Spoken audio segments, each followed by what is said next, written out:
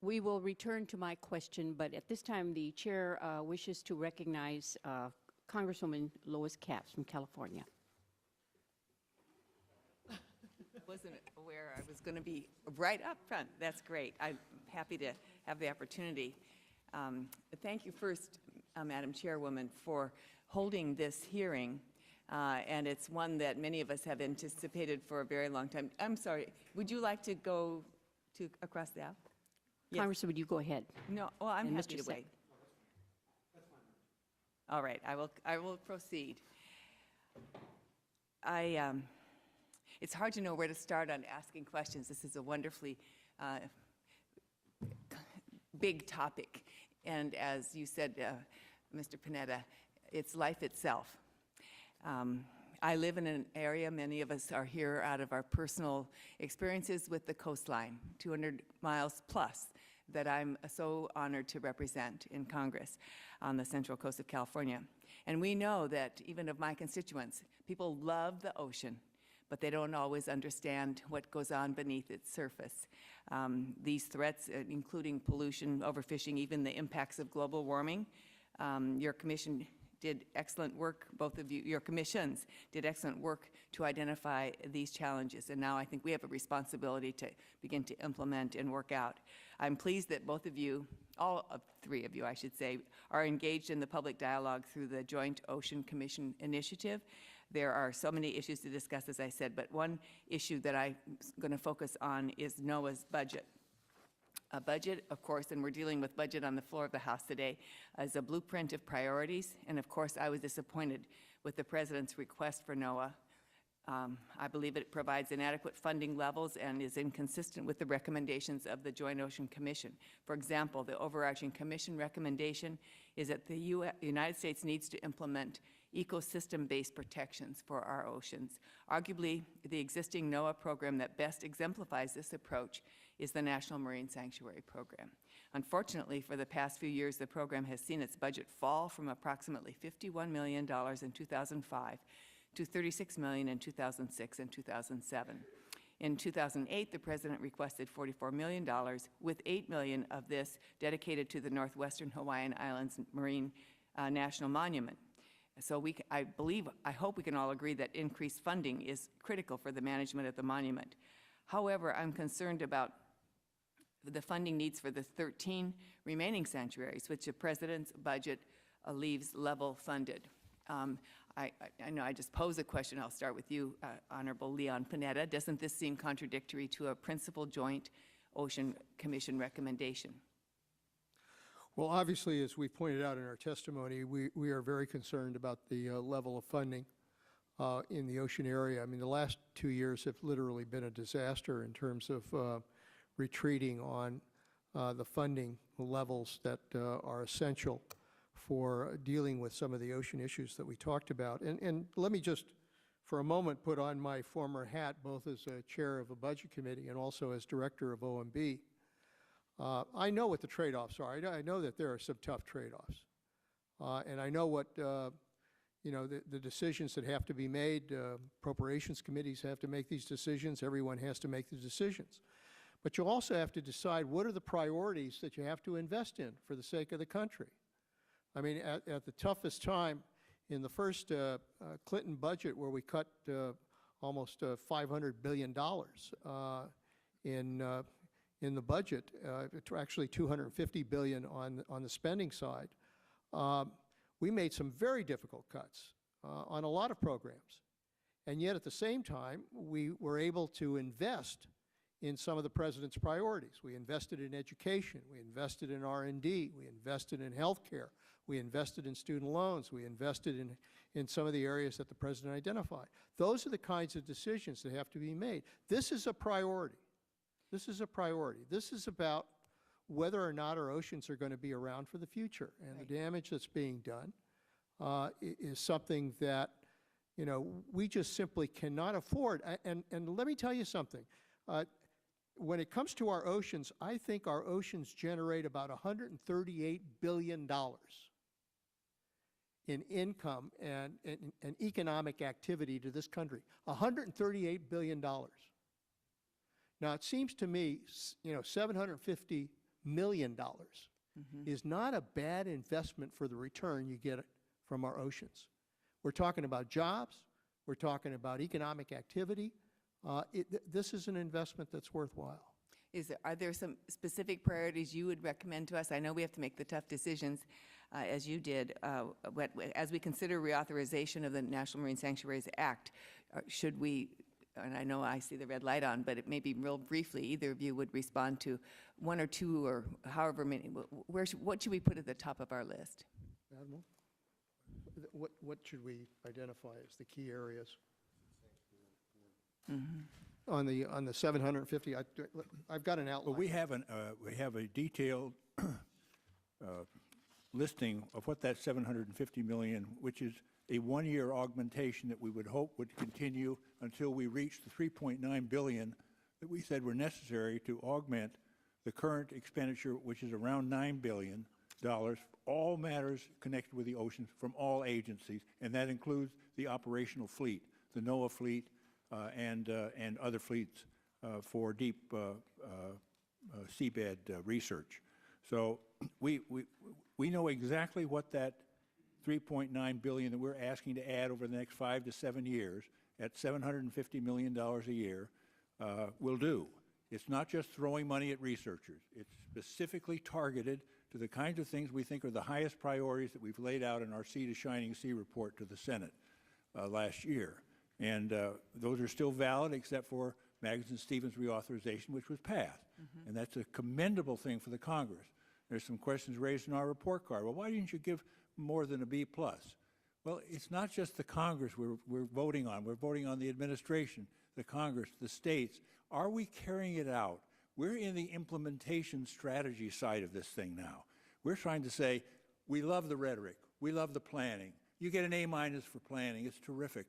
Now let's do it. And we haven't done it yet. We haven't moved off top dead center. We're still at, in NOAA, a $3.9 billion, and even then, with the President's good initiative, $134 million, it's still $100 million under last year's appropriated. So all we've done all the time up here is fight over in the Senate to restore the $500 million that was cut out by Congress, by the Appropriation Committee here in the House last year. So we have to add $1 billion on the other side to come out with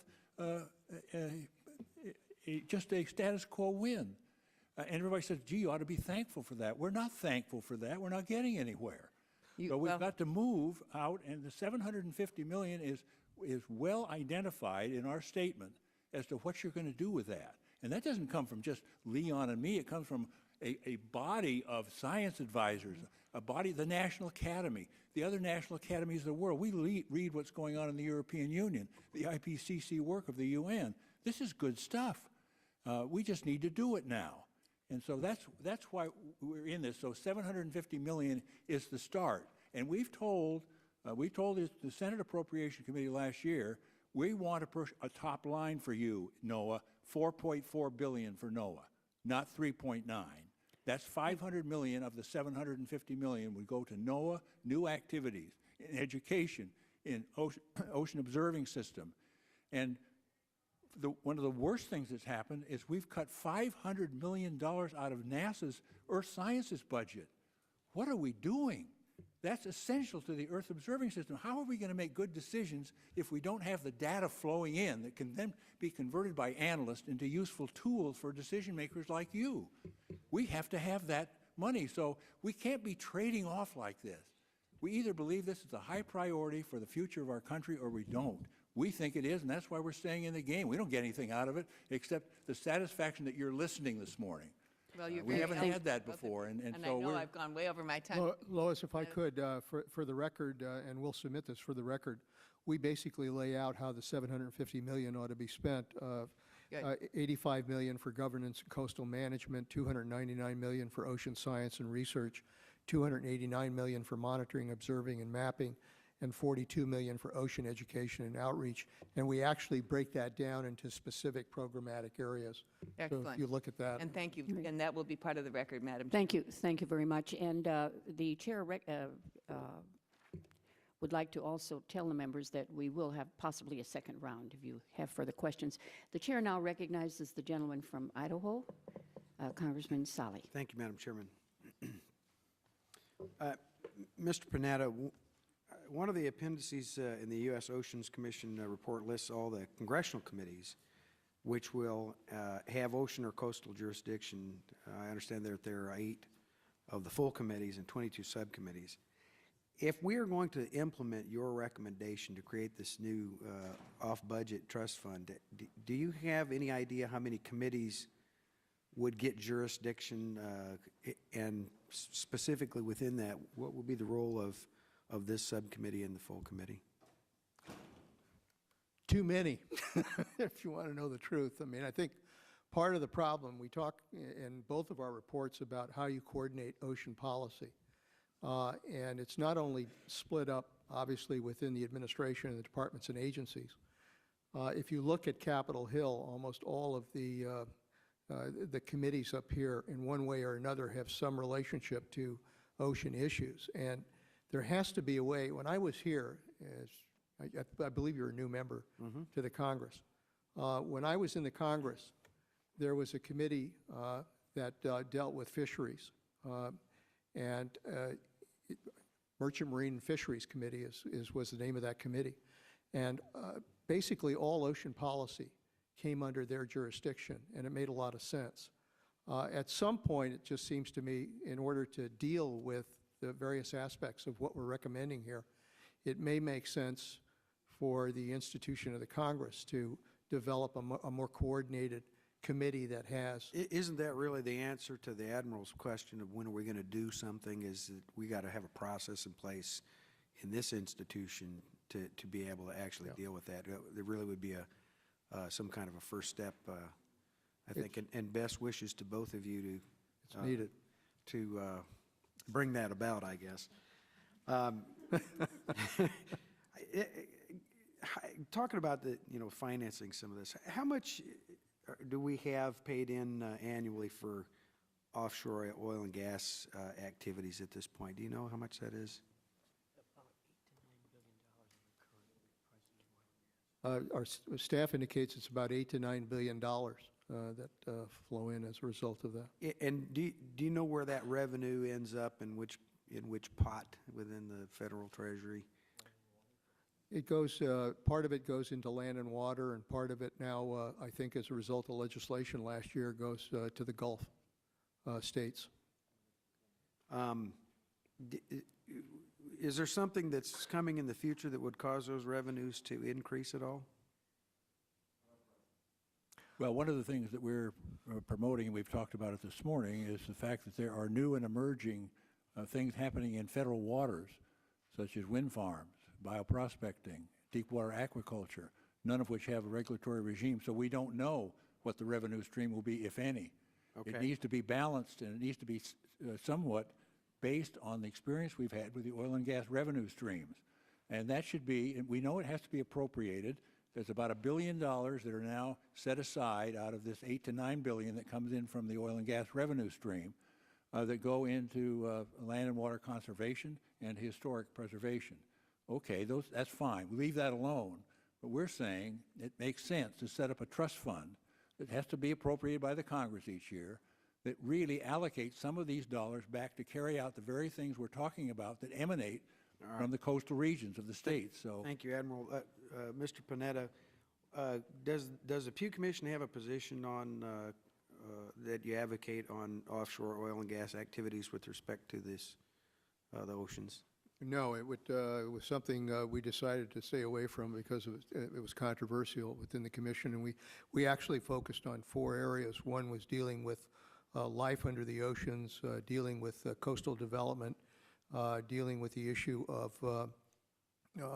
fisheries, and then also the issue of governance. Those were the areas we focused on.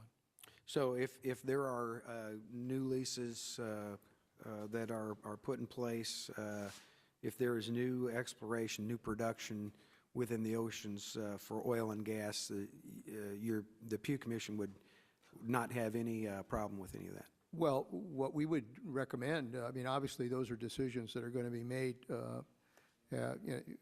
by the administration and obviously in part by the Congress.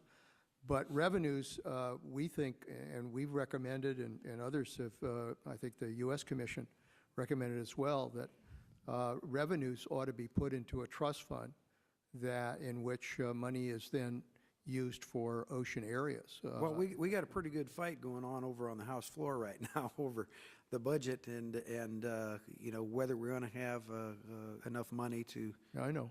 pay for our federal been there. government.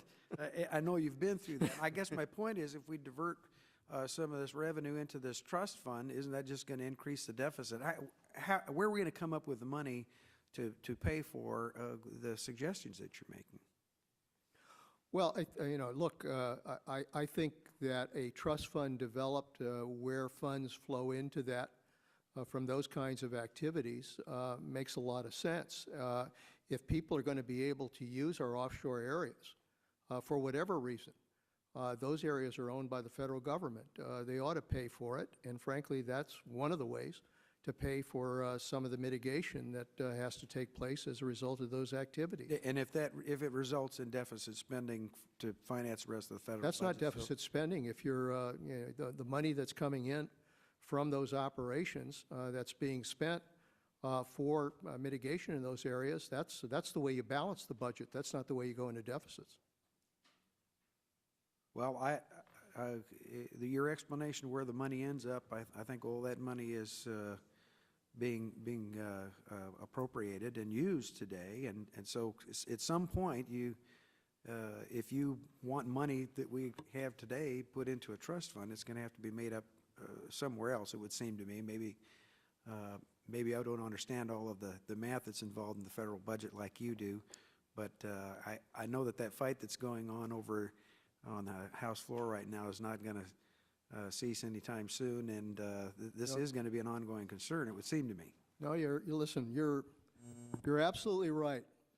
And the one thing I learned in all of my budget experience is that there's no simple answer or no magic answer to dealing with that. If you care about the deficit, you're going to have to cut spending or raise taxes, or both. Thank you, Madam Chair. Thank you. I thank the gentleman from Idaho, Mr. Sally. And now the chair recognizes Mr. Sam Farr from the state of California. Thank you, Madam Chair. Ms. Sally, none of us want to get into a discussion like this with Leon Panetta. Not only was he chairman of the Budget Committee for a record number of years, nobody's had a 10 years long in the Budget Committee, but he was also director of OMB. So he understands his budget better than anybody in the entire building, maybe in the entire city. But I want to ask Mary Glackin a question about, do you support the codification of NOAA? No, I very much support, and the administration supports the passage of an Organic Act for NOAA. Okay. We introduced one in the last Congress, and we'll introduce one in this one as well. Well, the reason I ask that is because you recognize things have to be codified, yet in your testimony you point out that 83% of the actions have been met. Of course, those were the actions that the administration set up that weren't good enough, at least for our Senate colleagues and a lot of our former colleagues here. I mean, Jim Greenwood authored the bill that I've introduced called H.R. 21 this session. Kurt Weldon was very active in it. Obviously, Senator Lugar's been very outspoken. Olympia Snow. Ted Stevens signed this letter asking the Joint Commission to prioritize John Sununu. I mean, the Senate essentially asked you to come back with the report you've given us today. Isn't that correct? The letter to the Senate. No, I'm talking now to Leon and to Admiral Watkins. The letter to the Joint Oceans Commission Initiative to both of you signed here in your report is saying, give us the priorities, 10 actions Congress should take, highest priorities for funding, and that's what you've come back with in this report. That is the Sea to shining sea. Sea to shining sea, and I really appreciate your recommendations on here. I would just say that all of them, except for the Convention of the Sea, the Integrated Oceans Observing System, which Mr. Allen's introducing today. Mr. Saxton introduced the National Ocean Exploration Program, and I would hope Mr. Sally's still here because he's one of the few people we haven't yet gotten as a co-sponsor of H.R. 21, but all of your recommendations otherwise are in H.R. 21. And what I'd like to just ask you, I think the most difficult part of this legislation is the, and you had it as well, is the legislation dealing with regional governance. We've taken your recommendations in here, but I just wanted you to express what, how important it is to have that governance structure that you recommend. You could have just skipped it because it does get the political hotball, but you pointed out that it's really necessary to have the interaction, although now we have a new word, it's called interoperability. And I just thought you might share with us what your thoughts were on how important this governance provision is. Well, you know, look, the problem, as you know, is that, you know, and I think as both commissions looked at these issues, that if you look at the issues that are impacting on the oceans and on the fisheries, whether it's coastal development, whether it's pollution, whether it's runoff, whether it's invasive species, whether it's all of these elements that are impacting on the ocean, you have to bring together the issues of the land and the sea together in order to be able to deal with those issues. The best example we had of that was in the Chesapeake Bay, where you had, you know, 6 or 7 states that were involved. And the Chesapeake Bay was basically being totally wiped out as a result of pollution. So they put together a compact in which you brought together the federal, state, and local governments, developed common targets, developed common goals, and they all were working together in order to achieve a restoration of some of the fisheries in the Chesapeake Bay. We've seen that in the Northeast, up in Maine. The states have come together to try to bring together again federal, state, and local authorities to try to deal with ocean issues. We're seeing California, Washington, Oregon coming together to deal with common issues involving the oceans off their coastline. We see the Gulf states doing the same thing, coming together to deal with common issues in their area. So the best way to deal with this is when you have everybody at the table. And, you know, they're going to have different views. Nobody says that, you know, there's some kind of boilerplate approach to dealing with these issues. You're going to have fishermen at the table. You're going to have stakeholders at the table. You're going to have people, conservationists, scientists. All of them need to be at the table in order to develop the kind of plans in which everybody says, okay, now let's do what we've said we have to do. That needs to be encouraged. That needs to be promoted. Now, you know, as I said, look, there are a lot of very good efforts that are taking place out there in the states. What we need to do is to have the federal government, to have the Congress basically say to the federal government, you play a role in this and encourage these kinds of regional efforts. Because by doing that, that's the best way to deal with the problems facing our oceans.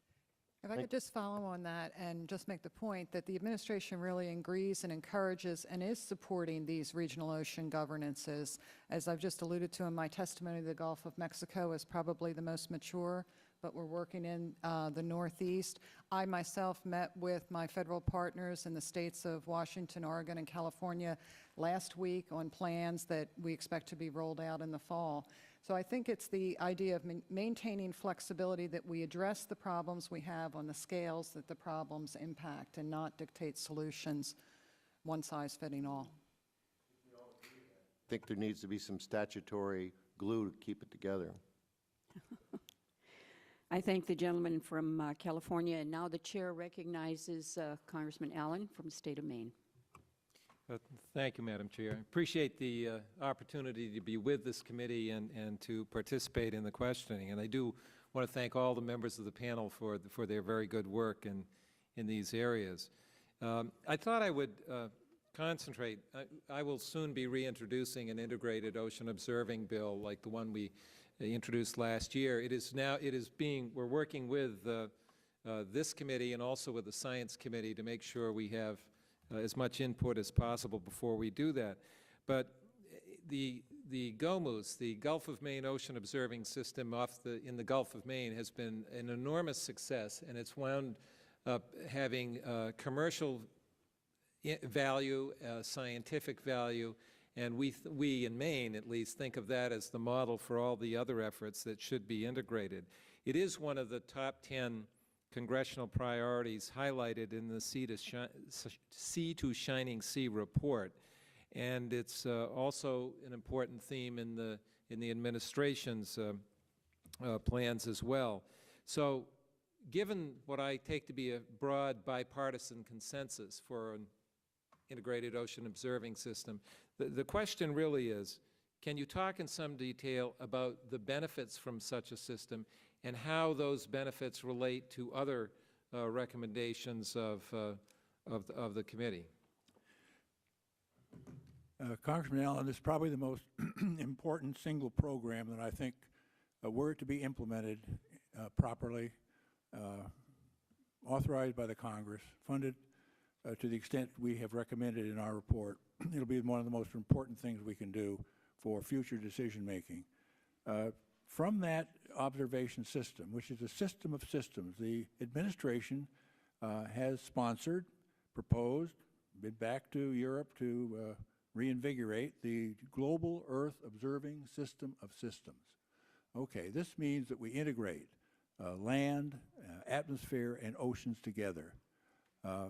The land and atmosphere side have been fairly well researched and are in pretty good shape. The oceans are not. We're not even in the game yet. And so part of the emphasis on science and technology in our report was to let NOAA do the kind of referral out to industry to get the Boeings and the Lockheed Martins and the others really interested in this, and to move out, because we need architectural design that makes some sense. We need to integrate it internationally. We need to have a common data center where we can take disparate databases and pull them together. We need to have at those centers and analysts who can respond to the regional needs as well as other needs. It's not just researchers, it's not just education, it's what do the counties need? What do the local officials need? They need a lot of understanding too, and they're crying for information we can't provide them today. So the integrated research package, for example, that we're saying, let's collaborate with the fishermen. Let's have their database and the NOAA database come together in better harmony. We better listen to the fishermen. They're saying sometimes when they get out there, we don't see the model is not reflecting what we're seeing out here. So we need their input. Those are all inputs into a system. The system has to have protocols.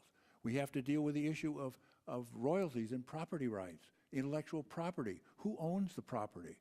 But those can all be ironed out. There are things that can be done. So it's part of the integrated ocean observing system to build something that is in real time giving us information on acidification. What is the health of the photoplankton, the zooplankton out there? What's happening in the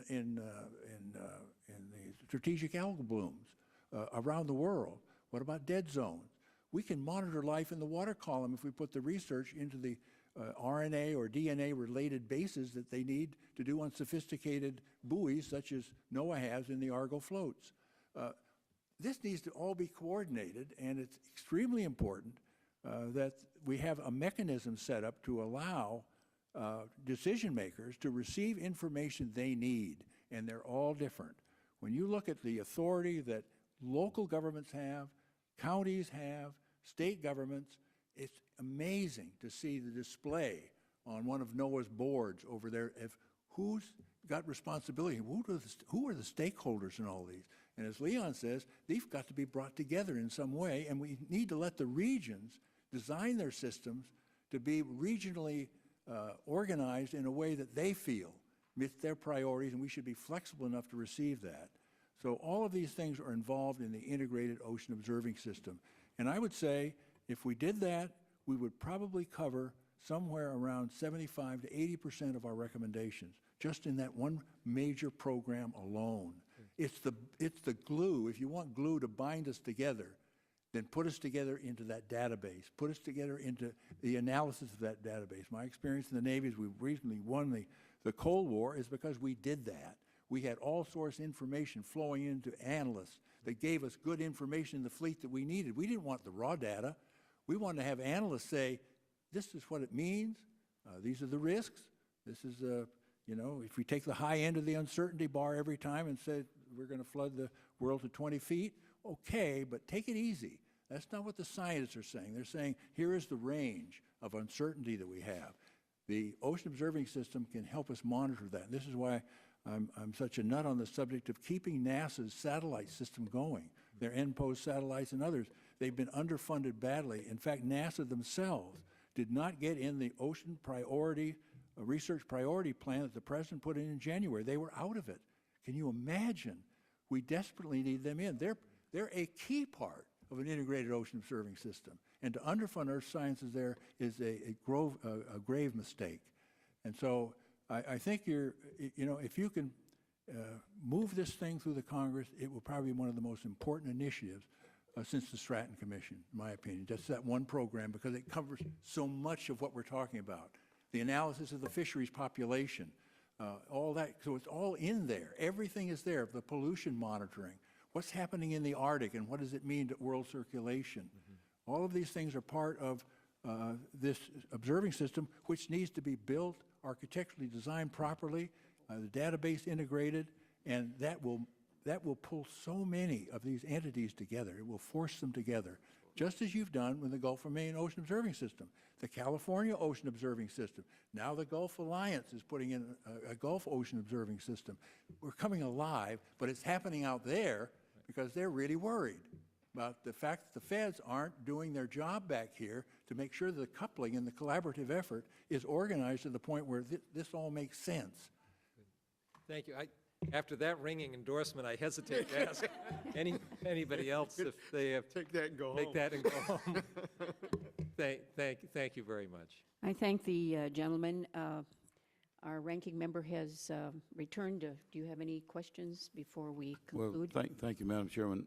I do have some questions to submit for the records for Mr. Saxon, is it? Yeah. All right. And so if that... Without I'd like to objection. do that. Okay, thank you very much. And I also have some questions to submit to Madam Chairwoman. So I know we're going to be voting pretty shortly, and so we'll, I guess, we'll just submit the questions. For the record. I want to thank all of the members here for their questions. Oh, I'm sorry. Mr. Pallone, I would like to recognize Mr. Pallone. This can be the second round. Mr. Kennedy? Thank you.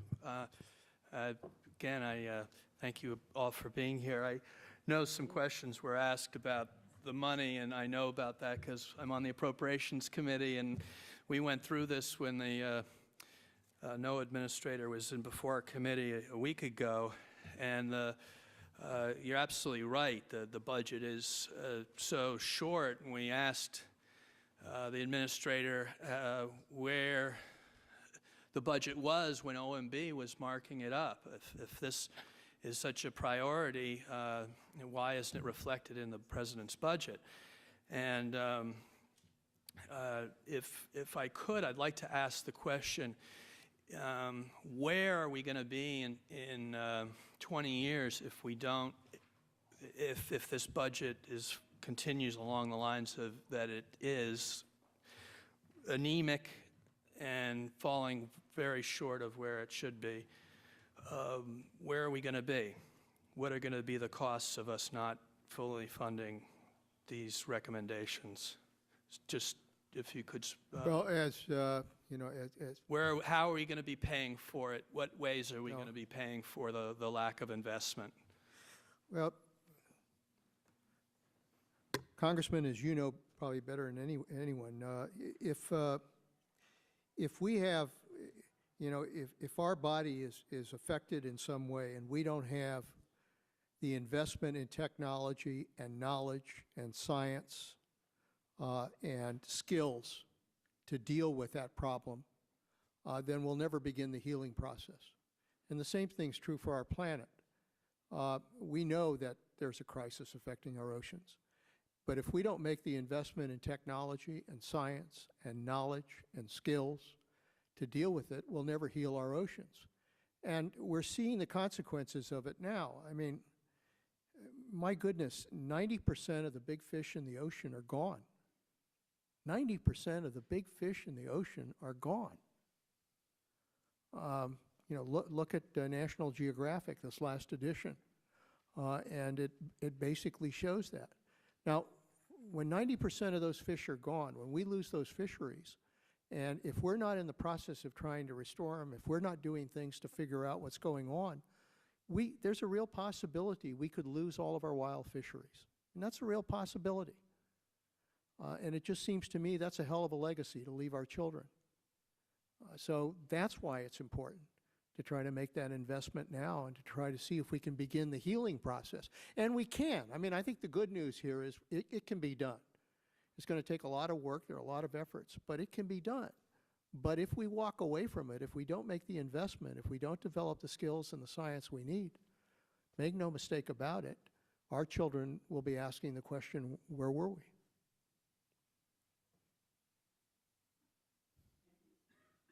Wish to thank the Congressman from Rhode Island, Congressman Pallone. Thank you, Madam Chairwoman. I just wanted to, first of all, I had to apologize to Ms. Glackin because I had to vote, as Leon said, on the budget resolutions. But I did, my staff person did relate to me what you said, so thank you for your response. But I wanted to follow up on the CZMA question again, and just a little more details. The big issue, well, not the, it really is the biggest issue, I think, facing New Jersey along the coast now is the overdevelopment issue. And I know when you talked about the regional plans, Congressman Panetta, you were talking about that as part of it. And then the other issue is this whole issue of the consistency determination. You know, New Jersey always wants to, you know, exercise this consistency to say that they're not necessarily happy with federal developments along the coast or out in the ocean. In terms of a reauthorization of CZMA, if you just would address that, you know, the overdevelopment issue and how maybe those regional plans relate to that, and whether you have any suggestions with regard to that federal-state relationship in terms of consistency. And I mean, you may not, I'm just asking. Well, you know, it's interesting. When you were asking your last question on CZMA, I recall that Bill Hughes, who used to sit on the committee on, well, he chaired the Committee on Merchant Marine and Fisheries, was concerned at the time because there was medical waste that was washing up on the New Jersey coastline as a result of dumping off coast. And it brought home the fact that if we are not coordinating these efforts between the federal government and the state government, we'll never be able to deal with those kinds of problems. Federal government will say it's okay to dump whatever you want out there, and the states will have to deal with the consequences of that when it washes up on shore. That's the very reason we need to have that relationship. CZMA, when it was established, I thought was a very, I mean, it's a very good working law that allows for the development of a coordinated approach. The problem is it doesn't have a hell of a lot of teeth, and so what you've got to do is provide the funding and provide the support systems to make sure that it can be a viable approach and that plans can be developed that everybody has to abide by. I mean, that's the key, it seems to me, that if you're going to develop plans, if you're going to develop an approach between the federal and state governments, that you need to have, either through funding or through some kind of support system, a way to ensure that it's getting done. That's what I would really. No, I appreciate that. Thank you. And then I was going to ask Admiral Watkins again. When you answered my question before, you talked about you know, energy-related uses offshore, and of course one of the big issues now, of course, is the windmills. I think you specifically mentioned that. Do you have an opinion on the Mineral Management Service's ongoing work to develop regulations governing these alternative energy-related uses of offshore or the outer continental shelf? You think those are sufficient, or do we need to do more? If you want to comment. They're not. You got into it a little bit. Not at all sufficient, Mr. Pallone. We're relying on old laws with very little framework to them. We're beginning to make moves in the federal waters, which are very significant, and the wind farms are one. And I'm for wind generation. When I was Secretary of Energy, we pushed alternative fuels, alternative means of generating energy a great deal. Spent hundreds of millions of dollars each year to investigate and move into hybrid cars and so forth. So I'm all for that. But on the other hand, having said that, I think to commence these offshore activities without some kind of regulatory framework which the Congress has put together and said this makes sense based on our experience with oil and gas over the last 50 years, would do a great deal to lay the framework that would allow then the Coastal Zone Management Act to be linked somehow with a new offshore regime which captured these things, which address the revenue streams that would come in and go back into conservation and other practices that are very important that we've recommended here, and so forth. So I really think that you're focusing on an extremely important issue, and I think the reauthorization of coastal zone management is probably one of the key pieces of legislation, and we certainly be willing to work with you in any way we can to bring our members, our expertise, our outreach to the scientific community and to the business community. We've been hooked up locally across the nation. In fact, we've put our emphasis there because we saw so little activity at the federal level. We decided we better go work with the governors a lot more, and we've done that. We did it in New Jersey. We've held some wonderful sessions up there at Monmouth University and so forth. And I know the work that Rutgers has done, fabulous stuff offshore on remote vehicles, autonomous vehicles and the like, getting information that would, again, feed the ocean observing system kind of mechanism. All of these things, every time we talk about these things, they cry for this cross-cutting pollination between the activities that are going on out there and the federal government, and call for this ecosystem-based approach, which we've all accepted and the administration has accepted. But you just can't accept that in rhetoric and not do something. That is a very major course